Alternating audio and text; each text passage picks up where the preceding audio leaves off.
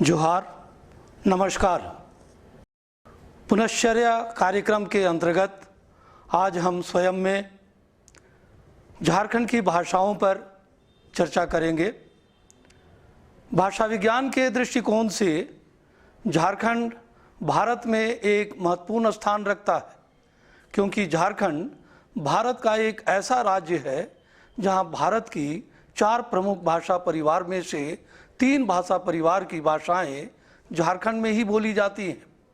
इस दृष्टिकोण से भाषा वैज्ञानिक अध्ययन के लिए यह क्षेत्र विशेष तौर पर उल्लेखनीय है। झारखंड की प्रमुख भाषाओं में हम इसे 3 भाषा परिवार में बांट सकते हैं। पहला है आग्नेय भाषा परिवार।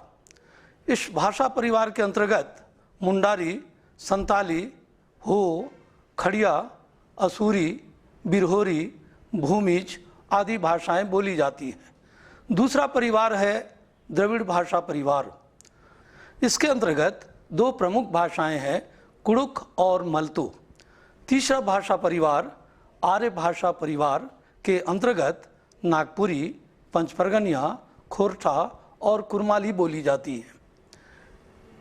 इन 9 प्रमुख भाषाओं में से मुंडारी का क्षेत्र यदि देखें तो इसका क्षेत्र पड़ता है खूंटी, रांची, सिमडेगा, सिंहभूम, और संथाली का क्षेत्र है पूरा संथाल परगना, हजारीबाग, धनबाद, गिरिडीह, पूर्वी सिंहभूम, और हो भाषा का क्षेत्र है पूरा सिंहभूम क्षेत्र, और खड़िया का क्षेत्र पड़ता है सिमडेगा एवं गुमला, और कुड़ुख भाषा का क्षेत्र है रांची, लोहरदगा, गुमला, सिमडेगा। नागपुरी, रांची, खूंटी, सिमडेगा, गुमला, लोहरदगा, लातेहार में बोली जाती है। तो पंचपरगनिया, बुंडू, तमाड़, सिल्ली, राहे, बरेंदा ये 5 परगने इलाके में प्रमुखता से बोली जाती है। खोरठा भाषा का जो क्षेत्र है वह गिरिडीह, धनबाद, कोडरमा, हजारीबाग, बोकारो, चतरा, देवघर, दुमका, पाकुड़, साहेबगंज, गोड्डा, पलामू, रामगढ़ आदि क्षेत्रों में बोली जाती है। इसी तरह कुरमाली खारसावां, सरायकेला, रांची, खूंटी और सिल्ली क्षेत्र में प्रमुखता से बोली जाती है। ये तो झारखंड के अंतर्गत की बात है। झारखंड से सटे जो हमारे पड़ोसी राज्य हैं, बंगाल का, उड़ीसा का, छत्तीसगढ़ का, वहाँ भी इन भाषाओं का प्रयोग बहुतायत से किया जाता है। विशेषकर असम और बंगाल के चाय बागान वाले इलाकों में इन भाषाओं का प्रयोग प्रमुखता से किया जाता है। हमारा छत्तीसगढ़ इलाका जो एक तरह से नागपुरी और कुड़ुख का भी क्षेत्र पड़ता है। इसी तरह हमारा जो उड़ीसा का क्षेत्र है उसमें नागपुरी, कुरमाली, कुड़ुख, मुंडारी का भी क्षेत्र पड़ता है। और इन दृष्टिकोण से एक बृहद झारखंड का जो स्वरूप बनता है वो एक भाषा वैज्ञानिक अध्ययन के लिए एक महत्वपूर्ण केंद्र साबित होता है। झारखंड एक बहुभाषी राज्य है और बहुभाषी राज्य होने का मूल कारण है कि झारखंड प्रकृति का एक ऐसा उपहार है जो प्राकृतिक सौंदर्य से और सांस्कृतिक माधुर्य से भरा पूरा है। इसलिए अनेक जातियां कालक्रम से यहाँ आती रही हैं और एक बृहद झारखंड का निर्माण करते हैं। यही कारण है कि झारखंड में कई प्रकार की भाषाएं बोली जाती है। अभी आपको 3 भाषा परिवारों से परिचय कराया गया, लेकिन इसको जानने के पहले ये जान लेना आवश्यक होगा कि किस तरह भाषाएं बदलती हैं। थोड़े थोड़े परिवर्तन के साथ ध्वनि परिवर्तन में लाने से एक भाषा कई भाषाओं में किस तरह बदलती है उसका एक छोटा सा नमूना झारखंडी भाषाओं को समझने के लिए सहायक हो सकता है।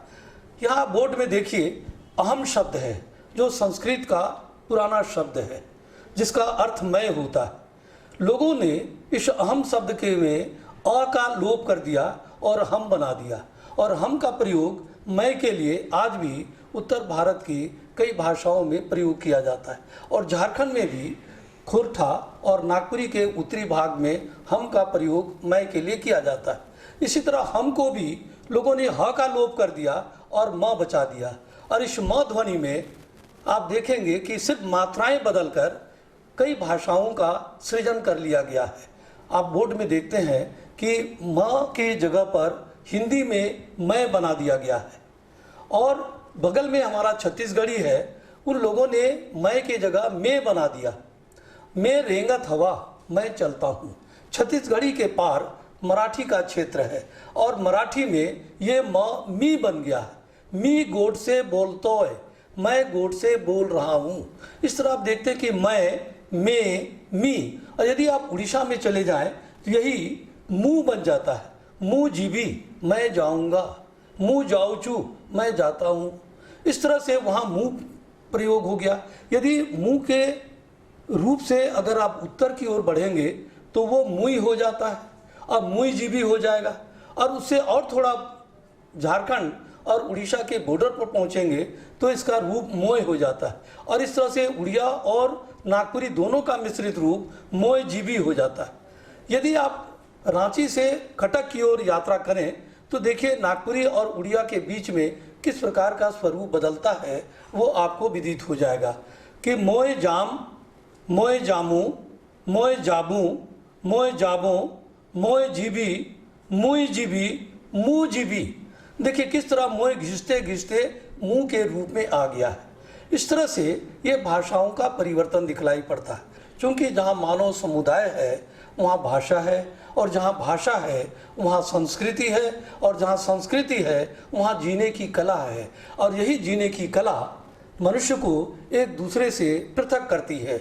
यहाँ झारखंड में एक कहावत है मुंडारी समूह में, सेन गे सुसुन काजी गे दुरंग दूरी गे दुमंग। इसी बात को उड़ाव समाज कहता है एकना दिम तोकना कथा दिम डंडी। और इन दोनों का अर्थ है कि यहाँ चलना ही नृत्य है और बोलना ही गीत है। इसका मतलब इसकी वाणी में जो माधुर्य है वो बोलने में और गीत में समानता रखता है। इसीलिए ये कहावत प्राचीन काल से आज तक लोग बोलते चले आ रहे हैं। झारखंड के आग्नेय भाषा परिवार में मूल भाषा मुंडारी है, और मुंडारी में आदमी के लिए होड़ो को बोलते हैं।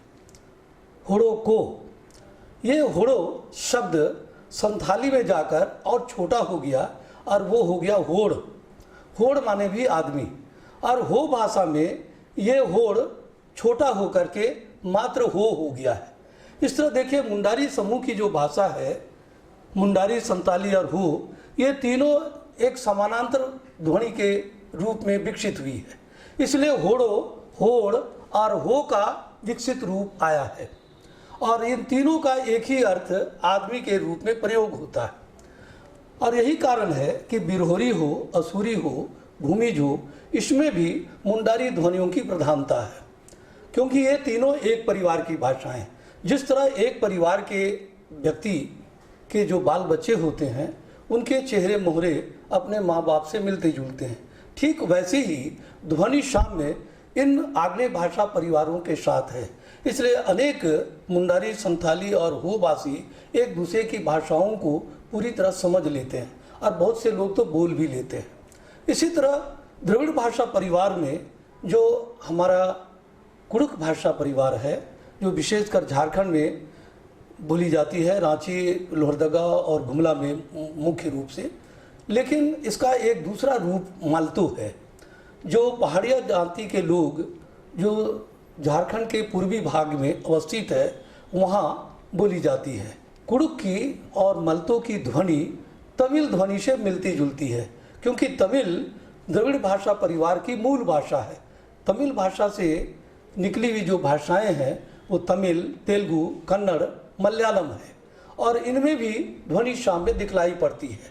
जैसा कि बताया जाता है कि तमिल ग्रुप की जो भाषाएं हैं उसमें कठोर वर्ण की ध्वनियाँ अधिक आती हैं, इसलिए ट, ठ, ड, ढ, अण की ध्वनि की प्रधानता दिखलाई पड़ती है।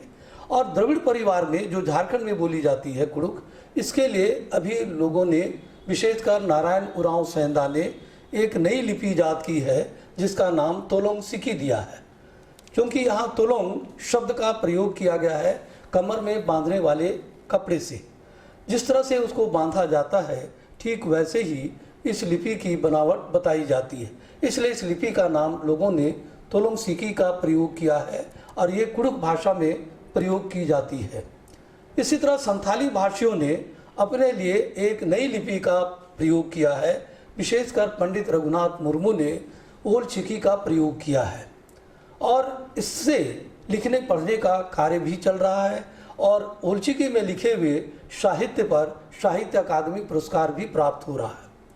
इसी तरह हो समुदाय ने अपनी भाषा के लिए बरांगछिती लिपि का प्रयोग किया है। इसके आविष्कारक बताए जाते हैं गुरु लाखो बोधरा और हो भाषा का साहित्य संप्रति इसी बरांगछिती लिपि से लिखी जा रही है। लेकिन बाकी भाषाओं की जो लिपियां हैं वो देवनागरी में ही अभी तक प्रयोग की जा रही हैं। वैसे ब्रिटिश काल में और मिशनरियों ने इसका प्रयोग रोमन लिपि से भी करना प्रारंभ कर दिया था, लेकिन आज के समय देवनागरी झारखंड की प्राय सभी भाषाओं की लिपियों में प्रमुखता से प्रयोग किया जा रहा है और अपनी ओर से नई लिपियों को भी लोग महत्व दे रहे हैं।